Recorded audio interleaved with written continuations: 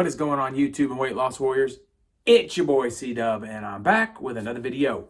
And today I want to talk about OMAD and if OMAD forces you to kind of withdraw from food for so long that when it's time to eat, you kind of make bad decisions and you eat worse than you would have if you were on another intermittent fasting protocol. And I'm going to talk about it right after this.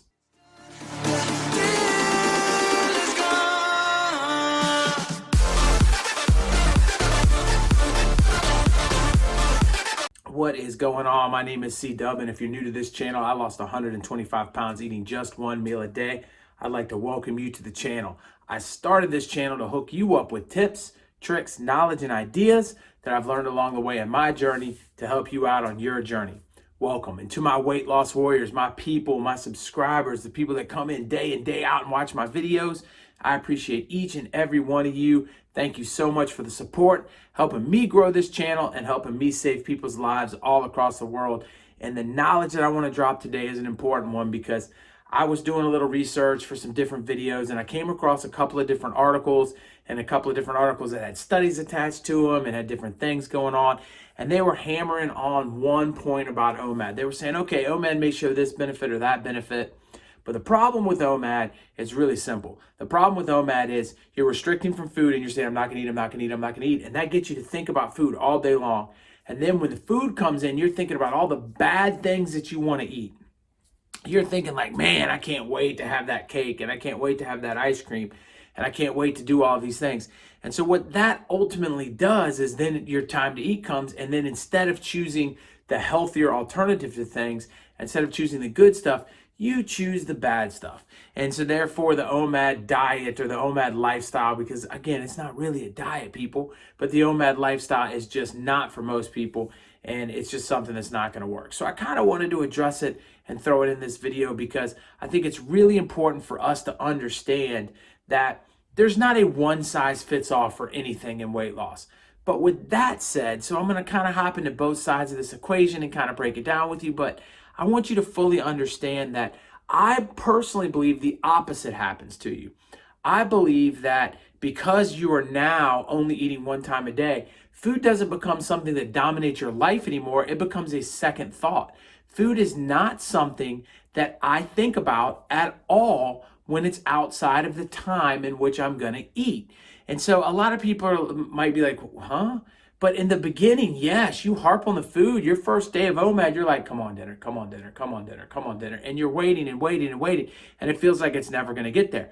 But once you get in the swing of things and you start to realize, man, now I can walk, now I can do other things, now I can pick up other hobbies, now I can do this and that and this and that.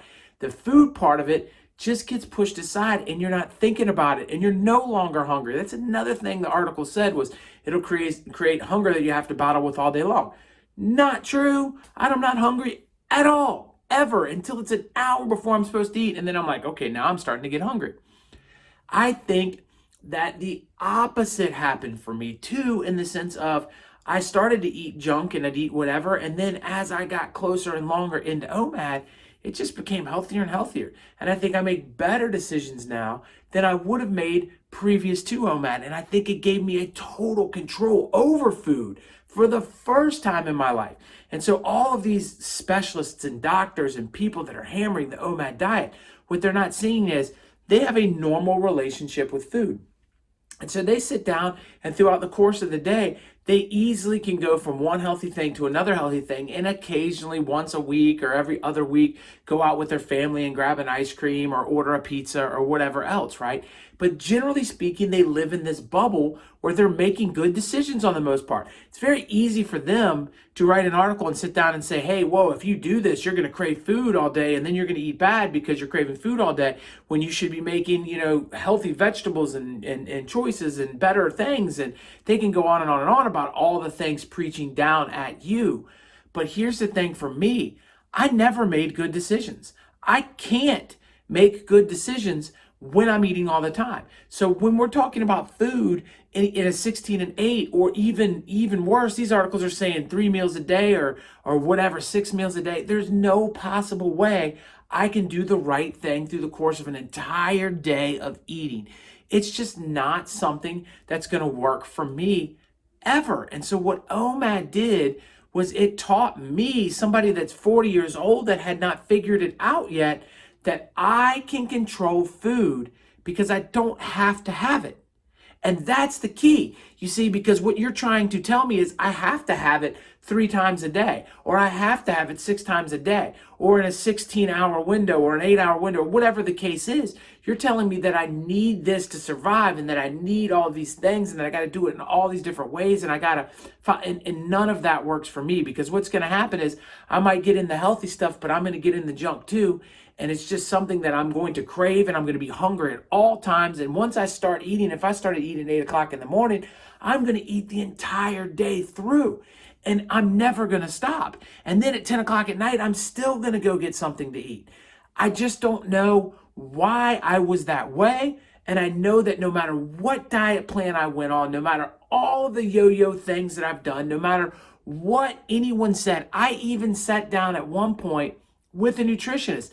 And she sat down and we went over things. This was way back when I was trying to lose weight, probably in my 20s. I sat down with them and they were like this and this and this and this, and we want you to eat that and this and this and this. And I was like, I hate 90% of the food she's saying. I'm very picky. This isn't working. I'm trying to express that to her. And she's like, you have to get over it. You're going to have to change 180 from what you're doing right now today. You've got to sit down and you've got to change everything in your life. You've got to start eating completely different. You got to, and I'm like, let's looking at this lady, like, I'm paying you right now for this visit. Like, you're giving me nothing that's going to help me lose weight. And I leave there and try to do what she says for a week. And then I'm frustrated because I can't failing on it and I can't get it going. And I don't want to eat what they have written down. And then all day long, all I'm doing is not looking forward to the next gross thing that I have to put in my mouth. And I can't make it work. So as a desperate person looking for a desperate answer, I found something that some people would say is desperate: eating just one meal a day, eating OMAD, right? Doing the impossible, pushing everything off to one time. And this can't be right. And this couldn't work for you because you're going to sit down and just grab all these bad foods and you're just going to pig out and you're going to do all that. And maybe I did in the beginning. I'm not going to lie. Maybe it was not the most healthy decisions, but because I'm only eating once, that reduced the calorie intake. And because that reduced the calorie intake, my weight started to come down. Because my weight started to come down, I started to feel better. Because I started to feel better, I started to move more. That started to make more weight come down. Then I started feeling better. And then I started feeling what the food did to me. And that the food was making me feel bad. And then that allowed me to make a better decision here or a better decision there, which led to a better decision here and there and here and there. And then it led to a better lifestyle. And then it led to the person that stands before you, a completely different human being that's lost all of the weight, that's kept the weight off in an unsustainable diet in a way that no way this is healthy or something you can do forever.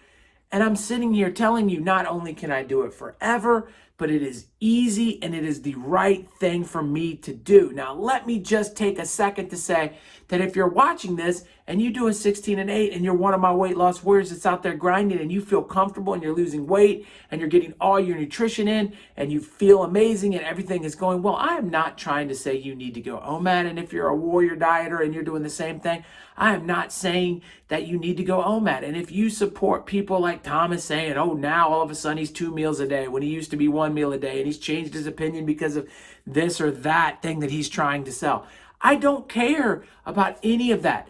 If you feel comfortable doing what you're doing, continue to do it. Don't listen to the nonsense, and make sure as long as you're feeling good, you will be okay. And that also allows me to bring up the point that if I was in this OMAD journey and later on I noticed the scale start going the other direction, or I noticed that I was making bad decisions and that I just was eating like mess and feeling bad, and I was starting to get hungry during the day and all of these bad things were happening to me, I could see that maybe I wouldn't do it anymore. But as somebody that is 1 month away from finishing my second full year of doing OMAD, not missing one single day in 2 years, I'm less than 30 days away from that. And I'm telling you now, I don't crave it, I don't want it, and I don't need it. So don't get frustrated if you're doing something that's working. Don't listen to the critics telling you you're going to be hungry when you're not hungry. I can't even understand how people can tell you how you're going to feel. Same thing happens with people. If you don't do X diet, you're going to get hungry during your intermittent fasting. Well, I didn't do X diet and I'm not hungry. So don't listen to the hype. Do what works for you. Understand that OMAD for me is amazing, and a lot of you watching, it's amazing too, and that we can't just buy into what other people say just because they're saying it. I hope that this video helped you out, and I hope it inspired you to keep the course, whether you're on a 16 and 8 or a warrior or OMAD or whatever your fasting protocol is. Understand that if you're killing it, keep killing it. There's nothing wrong with that, and I'm going to hit you right here with 50 reasons why you should do OMAD. Click on that video for me, and right over here, it's my face. Click on that. That will subscribe to this channel. I appreciate each and every one of you weight loss warriors. If you click on it, it's free, but my information is priceless. I'll catch you on the next one. Peace.